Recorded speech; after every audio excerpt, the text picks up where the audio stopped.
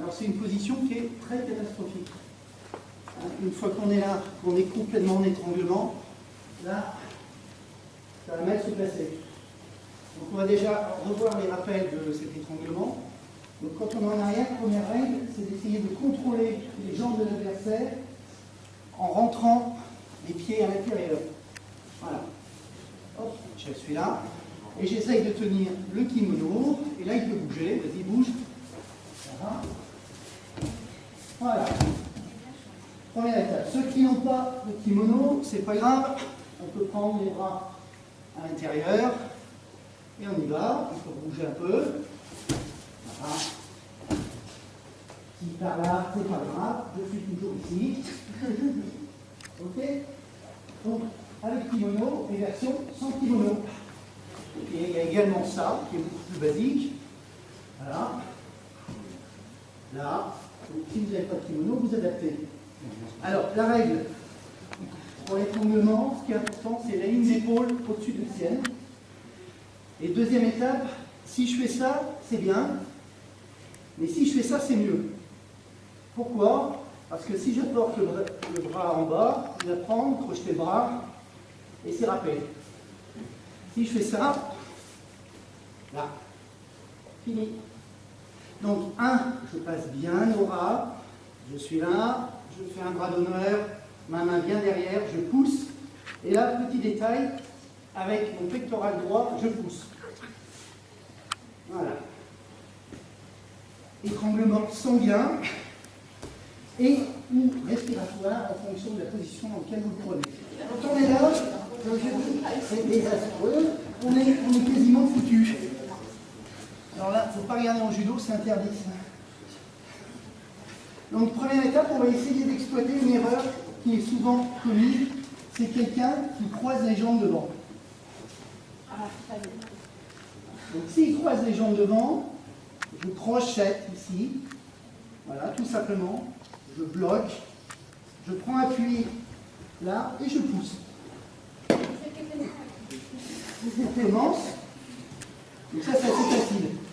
Bon, mais un bon combattant, en général, ne va pas croiser les jambes, mais ça peut être intéressant. Donc, vous voyez, je regarde le pied qui est le plus en avant. S'il a mis ce pied-là en avant, je vais aller avec cette jambe-là. Si c'est l'autre. Et je prends appui, parce que ce qui est important pour faire mal, c'est ici, il y a le petit talon, et là, il y a un tendon qui est derrière qui fait très mal si on le met en appui. Pour le mettre en appui, il faut que je prenne une bonne position sur ma jambe et que je pousse. Voilà. Vous essayez une fois, positionne ici, et là, il faut, pareil, là, il n'a pas fait, on a fait lâcher, pour qu'il y ait un peu en étranglement. On a fait lâcher, je prends le pied, je mets la pointe du coude. Interdit en judo également. Donc je recommence, je suis là, il commence de mettre l'étranglement, je prends le pied. Facile. Donc si vous n'arrivez pas à le crocheter, je remonterai le crocheter. Le crocheter, ce qui est important, je remonte, et là je prends bien appui, et surtout je fais monter ma ligne d'épaule. Voilà, je pousse en arrière. Si je reste comme ça ne va pas faire grand chose. Là, voilà. C'est bon, là c'est facile. Le coude, on ramène le pied, hop, et c'est plié. Alors, première étape, quand je suis là. Première étape, c'est que je mets la langue contre mon palais haut. Pour tous les étranglements, c'est une constante, c'est-à-dire c'est ça. Voilà. Ça permet de gagner une petite seconde. Tout le monde connaissait ça. Donc quand vous faites ça, ça contracte tout muscle ici, du coup.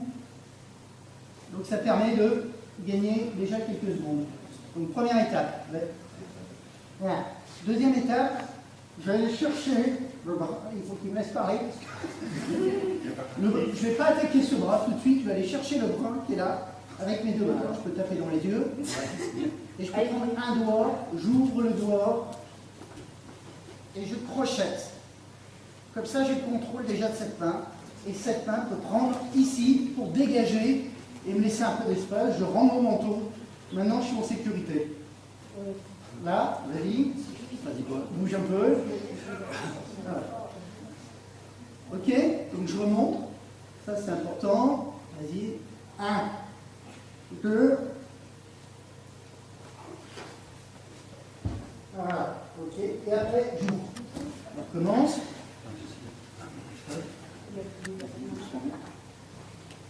1.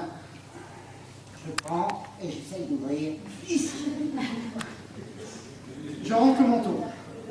Une fois que je suis là, je prends appui avec mes deux jambes et je vais aller pas sur le côté qui est fermé, mais sur le côté qui est ouvert. Là, et je pousse, je remonte ma ligne d'épaule au-dessus. Là, là, là, là, là, là, là. Et on est sorti. Alors c'est difficile, surtout qu'ils ne voulaient pas qu'on me laisse partir. Ok, on remonte.